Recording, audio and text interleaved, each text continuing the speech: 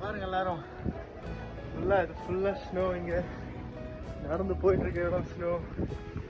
இந்த ரோட்ல எல்லாம் கார் ஓட்டிட்டு இருக்காங்க பாருங்க, எல்லாமே ஸ்னோ. நாங்கள் ஒரு ஹோட்டல் போயிட்டு இருக்கேன் நான். அங்கே ஃபுல்லாக பனியில் தான் இருக்கு.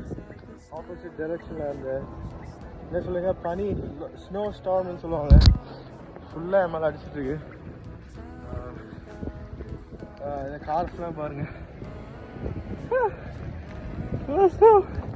இது எங்கள் காரு.